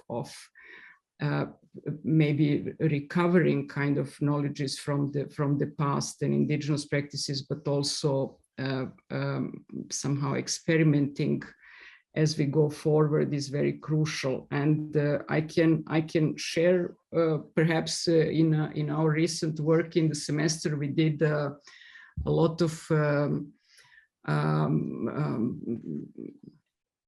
visits with students to what we call the agricultural pioneers. So let's say in the region of Zurich there are dozens, hundreds, let's say, farms, practices, people, as you mentioned, Ursula, either you know, permaculture or certain kinds of agroforestry or the kind of Demeter experiments. But I have to say the variety, the range of what is going on the ground is huge, right? So people are genuinely trying to come up with alternatives, right? So I think what we lack perhaps is a kind of a way in which these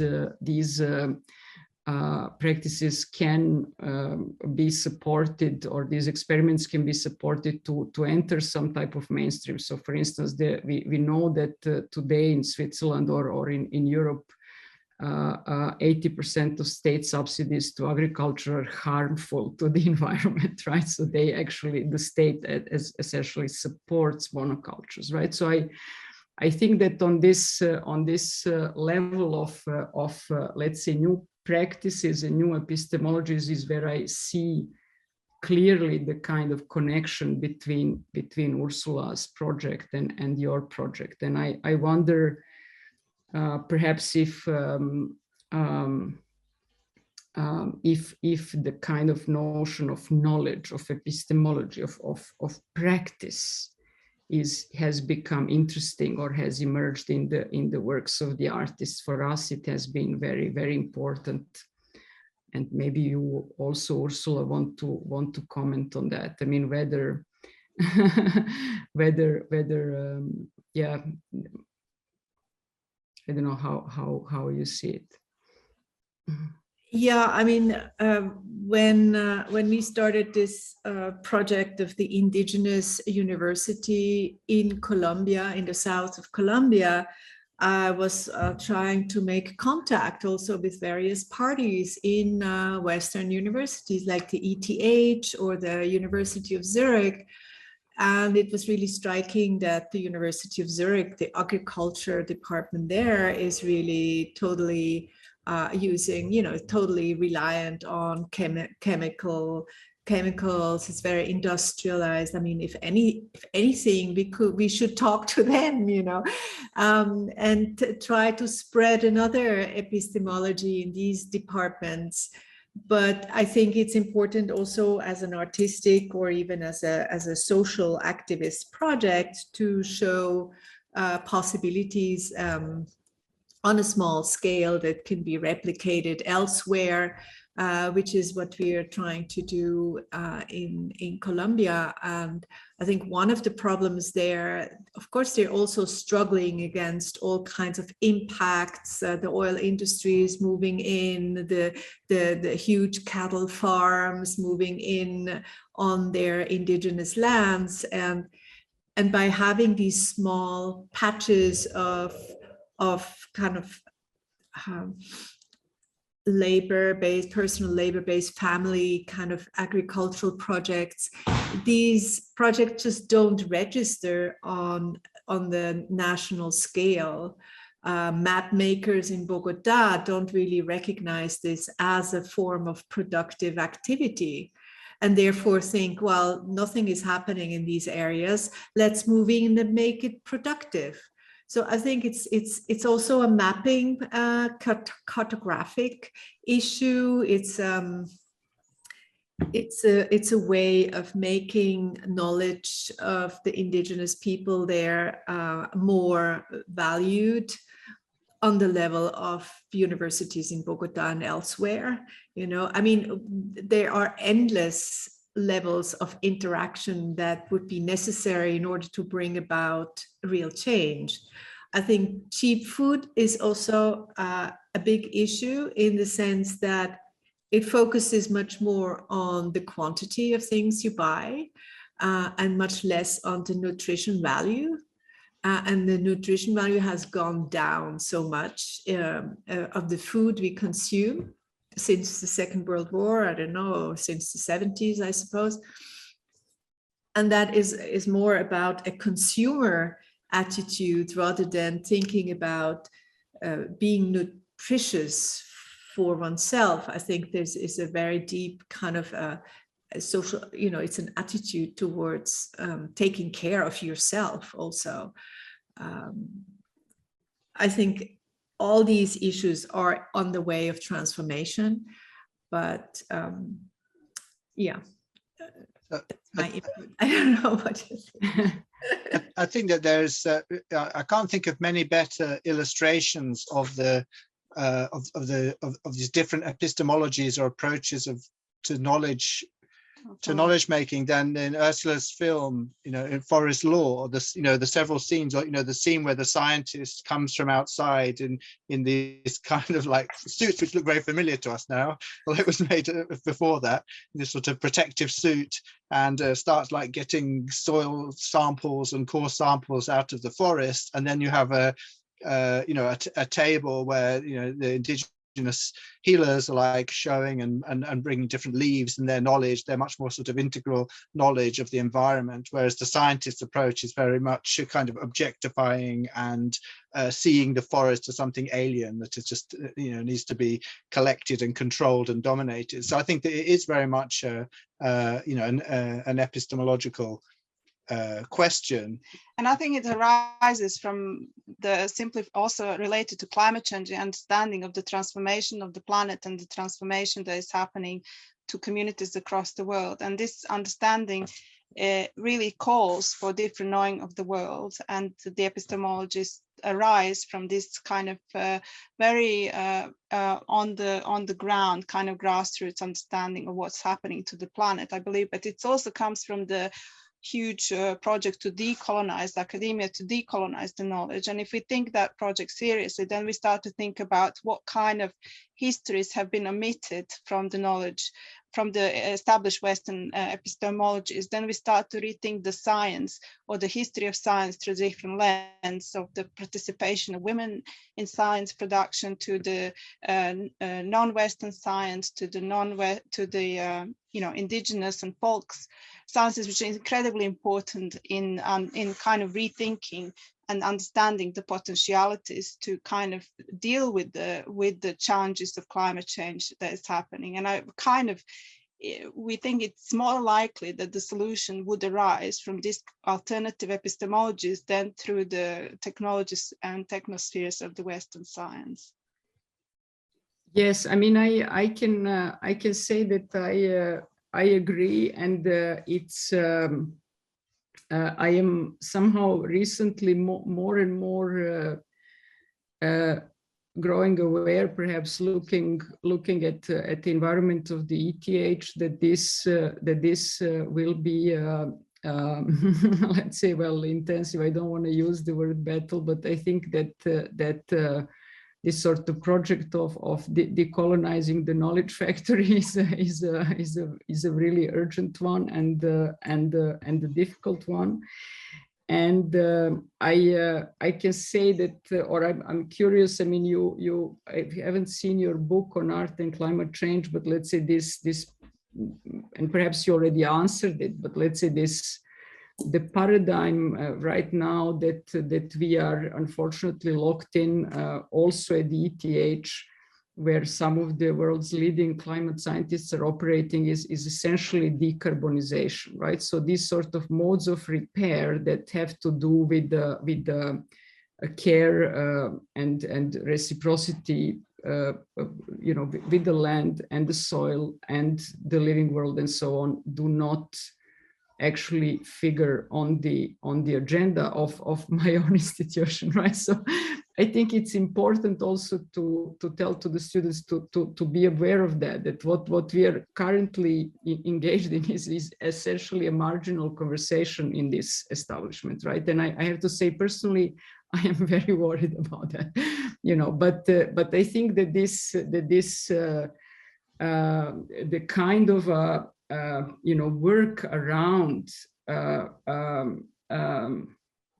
you know, debating those different paradigms and essentially what they entail, and you know, the kind of unpacking, at least from my part with architecture students, the kind of, you know, trajectories that are implicated in those different sort of approaches to transition, so are really essential. I think part of the kind of essential work that we have to do or make. Yeah. So it's not really a question. It's more a kind of a, let's say, a statement of sympathy. So I'd like to open. We have a couple of questions from the audience before we finish. I am please. I also have one question. Sure. Actually, of course. I mean, I wanted to say that I think this was a really wonderful closing session, because it touched on so many themes from the former sessions. But maybe most interestingly, I kind of listened with curiosity how from the exhibition so many works were focused on this idea of song and folklore, folk culture, and in this exhibition that was kind of aiming to rediscover and reimagine certain alternatives in agrarianisms.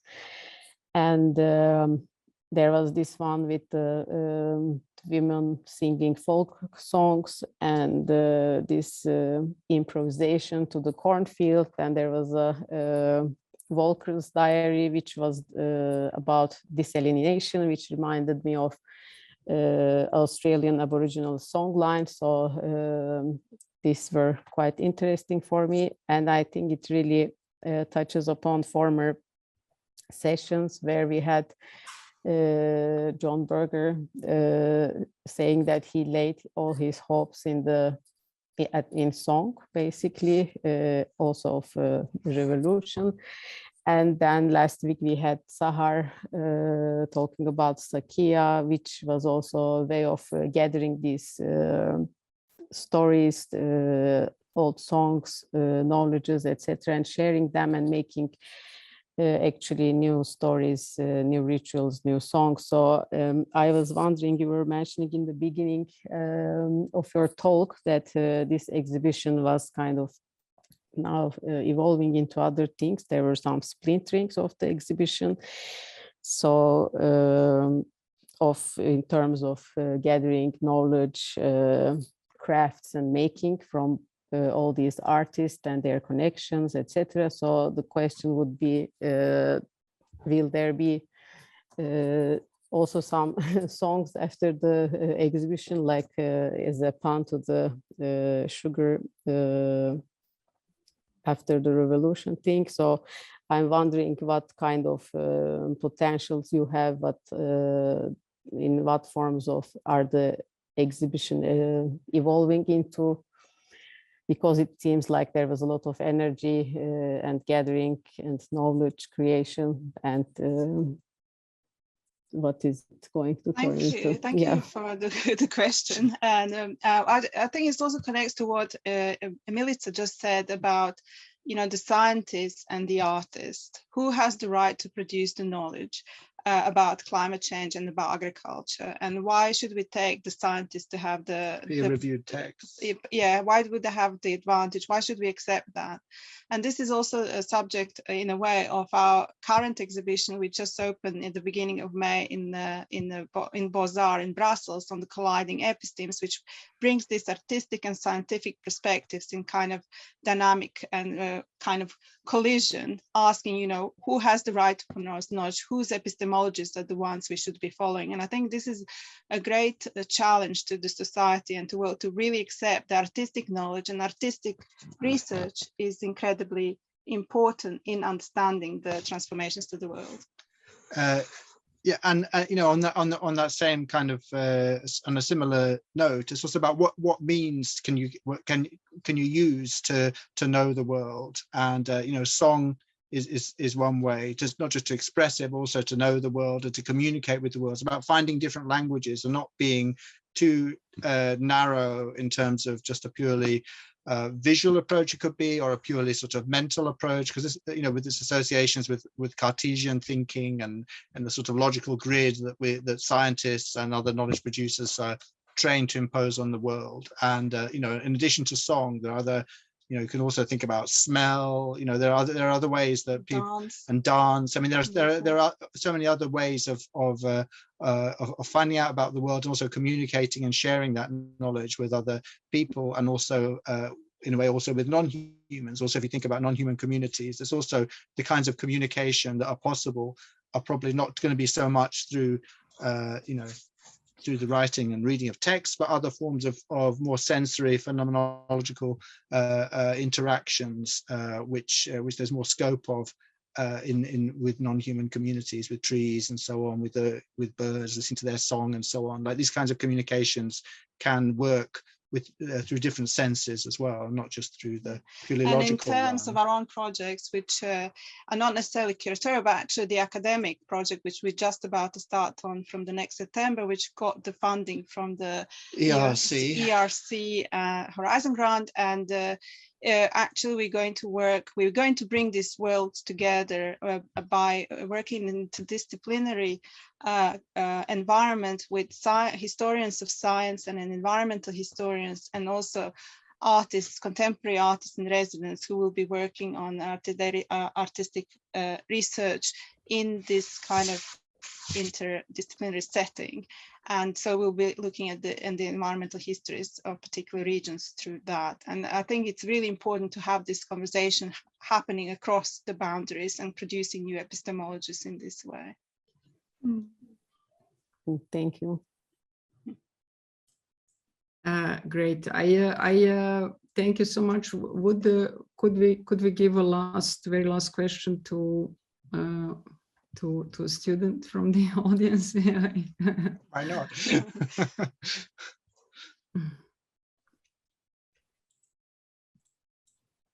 If I may. Of course. Hello.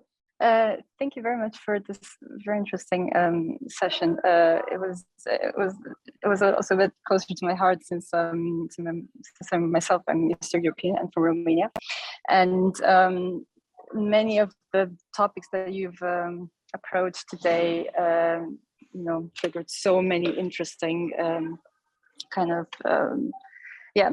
threads of thoughts. Also, let's start from the idea of songs. That the songs are very important as a very important cultural aspect. And this reminded me of a movie that's made by Stefan Schweitzer. It's called Balkan Melody, and it's about like this Swiss music lover, Marcel Tellier, and his wife traveling to Romania and Bulgaria in the 70s, 80s, when basically the country was sealed. You couldn't travel outside, and it was very difficult getting in. But they were recording all these folklore music.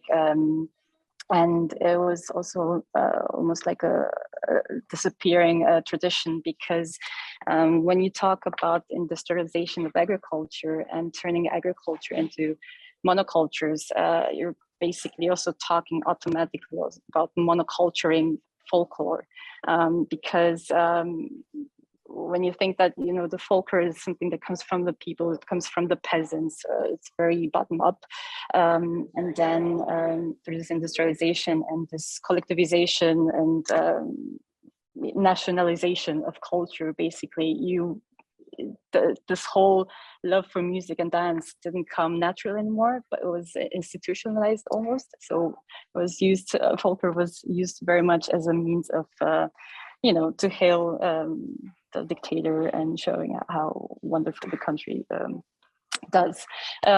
So I think that's a very beautiful aspect to talk about. And yes, of course, then afterwards, you talking about post-socialism and post-industrialism, I think they all coincide, for Eastern Europe, and there's also plenty of wonderful spaces. I don't know if you've looked into other countries as well from Eastern Europe, but there's also wonderful examples of former industrial sites turned into artistic hubs at the moment. So just to give an example, you have the paintbrush factory in Cluj, which is actually, yes, you certainly know it, because it's basically a hub for artists there. And also in my hometown of Timișoara, you have the Kunsthalle Bega, which is kind of like the base of the Art Encounters movement, started in 2015. Maybe you've heard of it. And it's also used to be a factory for canning. So there are many, but at the same time, also very few such examples, such beautiful examples that have been able to escape demolition and neoliberalism, basically. So yes, maybe as a last question is, I was just wondering, how come you are so interested in the arts and culture of Eastern Europe? What is your connection to it? And yes, if there are other, I don't know, other examples that maybe for us from other countries that you can also, like from Serbia or from Romania or Ukraine, that you can lead us to. Thank you. Thanks a lot. First, I'd like to say it's like a really excellent, points that you make about, the connections between a monoculture of agriculture and how that also leads to a simplification, homogenization, and a kind of a monoculture potentially of rural cultures and human actually cultures. When we talk about extinctions, it's not just that the species are being extinct, getting extinct from the expanses of agriculture and destruction of habitats, and through that also biodiversity, but actually the human traditional folk cultures are all equally being extinguished through the same processes. And that's why these folk songs have a certain ring to today to the artists, because they're talking about these very fragile situations, and the fragility of climate change is something that is perhaps maybe best approached through singing rather than to some kind of trying to find the more rational responses. I mean, I was also, this thing of the extinctions carrying on. I mean, this cultural and other kinds of monocultures is it also when species go extinct. It's in a way, it's not just the species that's dying, but also the culture in terms of a kind of an animal culture of how they lived and inhabited a space. If we think in a sort of kind of more than human way about the cultural sphere as well. So that, that's also a sort of double tragedy that's happening as well with every extinction. Mm. And the personal question is actually we lived in Hungary for very many years. We were based there as kind of a post-89 internet and EasyJet kind of locality where you can be based. It doesn't, in places which are were meant to be on equal standing to any other place in Europe. But as it turned out, this kind of transitional histories have turned rather nasty. And with Brexit and with the rise of right-wing populism in Hungary, we had to make choices, and we actually relocated to UK in 2018. But we do continue to work with questions of socialism, perhaps more in a global context, but very much also in East European. And Romania is one of the countries, and the artists from Romania are some that we work very much for a very long time with. And the exhibition Colliding Epistemes will also be traveling to Cluj and opening in July there. So that's quite, so we will be traveling there and seeing it, and I'm sure we'll see the paintbrush factory as well. The famous, the mythical paintbrush factory. Yes, indeed. Thank you. Well, thank you all very much. It's we are over time once again. That's what we always. That's the kind of let's say the feature of this format. This sort of let's say extended and I hope rich conversation. It's. And as usual, I think we end the session on a kind of a point where I personally feel able to continue another few hours and ask another hundreds of questions. I mean, we opened the questions of diversity. I mean, the question of labor, for example, the link between the kind of diversity in the sense of biodiversity, but also cultural diversity and labor and practice. And I think that so for instance, these are just let's say just some of the themes to continue exploring, or perhaps to stay in contact about, and we'll we will be eager to follow what you're doing, and let's keep in touch. We are also working on similar things. I hope we will cross paths soon and have a live conversation. thank you so much, Ursula and Santiago. I hope we have also convinced you that maybe Europe and the North are also, let's say, plausible territories for let's say, engagement in terms of alternative epistemologies or even kind of indigenisms of a certain kind. So looking forward to talk to you also really soon. Thanks everyone. Thank you to the students. Thank you for the kind of a brave, let's say, pioneering work on agrarian designs in the School of Architecture. Thank you, Nitin, Nazlı. So thanks everyone for being with us in this lecture series. I'm really happy that we've kind of traveled this path together. Let's say this spring. It was really great. Thank you so much. So I don't know how to applaud now or clap. This is now the moment. Thank you. Thank you so much for the great talk. It's really a pleasure. Bye-bye. Bye-bye. Thank you. Thank you. Bye-bye. Thanks. Bye. Adios. Thank you all. Bye-bye.